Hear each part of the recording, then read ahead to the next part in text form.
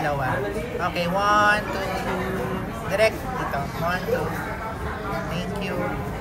Filter. Here po. Thank you po. Ay, ito. ABS to ABS.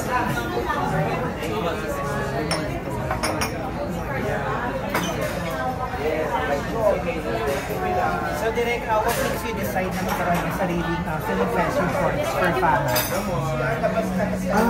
Actually, it's not me. It's Rems Entertainment. Rems Entertainment is a corporation. We're handling festivals, events. At yung general manager namin si Aaron. So,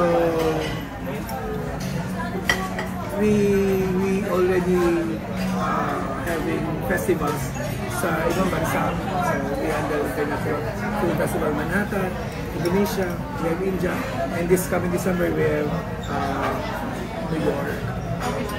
Ngayon, tatlong beses na akong nag-e-entry sa Fama sa short film, and then parang tatlo ko to, and tsaka ako siya nakuha, so nanalo ako.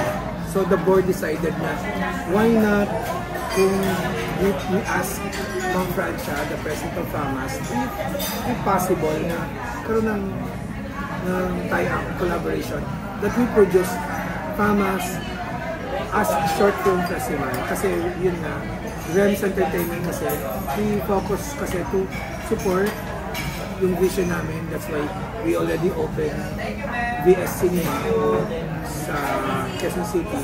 The cinema caters new filmmakers to have avenue to, you know, to expose their film. So, yun ang usap kami ni Mang Franz, initial talk, parang isang click yun eh, kasi pangarap namin talagang tumulong sa mga bagong filmmakers. At ang maganda, hindi na rin ako makakasali kasi syempre, festival director. One of the short film then that won last 2020 is the Huling Ceremony. Yeah, siya yung... may possible po ba na gawin din itong film? Hindi siya possible. It's already in the pre-production stage. This year, shoot na namin ang Huling Sayaw ni Erlinda. Full length. At dahil din sa FAMAS so isipin mo, kung may mga short films na nanalo, then may mga producer na magtitiwala sa kanya, mas marami ang matutulungan natin na filmmaker, di ba? Kaya thank you. So, open po ba direct ang short film ito for the students lang or for the filmmakers? This is open to all ages, all regions, all part of the country, even OFW.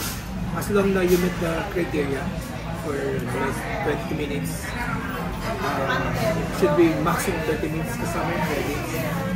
It should be done from January 2024 to March 2025. Kailangan siya na palabas. Of course, kapag nagpasa ka, may checklist kasi doon. So, doon natin malalaman kung students yung nagpasa, original filmmakers, or is this an advocacy film? Kasi meron na separate award for that. So, nominate din siya for Best in Advocacy Film, Best in Student Film, Best in Regional Film. So, magkakaiba yun. Hanggang itanghal natin ang kauna-unahang 2025 Best Short Film. And maganda kasi ito kasi nakuha sa puso ni Mang Francia. Doon kasi sa main, merong best actress, cinematography. Pero ba't sa short wala? Pero dahil kinuha nga natin yung vision ni Ma'am na, ano nga yun, bakit kailangan na ibigay natin sa mga always been my dream kasi to have an award for short film actors, actresses, and the people behind. Parang FAMAS, we go for excellence, not only for the artisans, but also for the directors, the people, the script writer, the editors, and everything. Na sana yung mga ganun, maibigay din doon sa mga short filmmakers. For all you know, mas marami ang short filmmakers than the mainstream. Because budget conscious, kaya Sabi ko nga, may isang magandang phone lang, makakagawa ka na ng isang pelikula. And you can tell all in just 20 minutes. You don't need to have a lot of cast, pero ang story makikita mo at mauunawaan mo talaga sa puso mo at nakikita mo talagang may effort, may script writing, may pino, as in solid, malinis ang pagkagawa. Hindi katulad pagka nanonood ka ng mainstream, sometimes nalilito ka pa kung ano ang theme. Sa daming naisisingit na kung ano-ano. But that is how the director does it. Wala na naman na tayo doon. Ang atin na lang is for us to be able to get, is the film really something that is famous-worthy. When we say famous-worthy, it has to be excellent. All this excellence you can find in a 20-minute film. When I was talking to, hindi ko na actually nasagot yung why Direk Gabby? Kasi when we met, hindi talaga kami magkakilala. Hindi kami magkakilala. We met in a Rotary event and we find ourselves dancing. He doesn't know I'm the FAMAS president. I don't know he is a director. And that is where our friendship started. I don't even know na siya yung may entry ng ganito. So, nothing at all. Alam naman tayo, pag nagkipagkaibigan tayo, you don't need to really explain who you are, who I am, and who we are. No.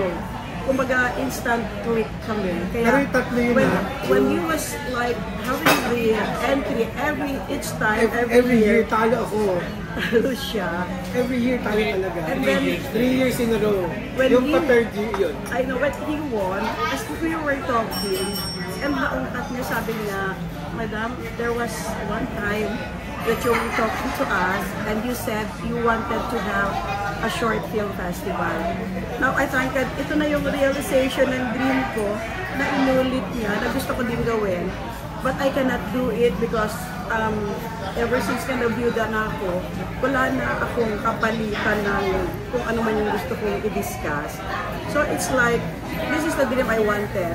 And all of a sudden, na-brought up niya, isn't it in the 70th FAMAS, nagturoon ako ng nominees night, na-promise ko yun sa kanila, don't worry, sabi ko, I'll do my thing. Gagawa tayo ng short film festival and awards night of your own, wherein you can also award the best actor, best director, best picture. Kung ano yung binibigay namin dun sa category award ng FAMAS, which is 73 years old now, bibigay din natin sa short film.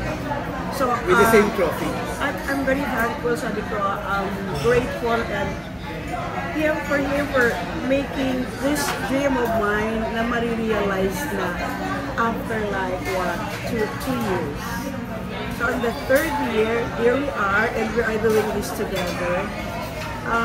Wala kaming maraming pag-uusapan pa. All we wanted is to make this dream come true. Walang maraming consideration. When you guys are maybe sa entries, may limit po ba kung kailan entry?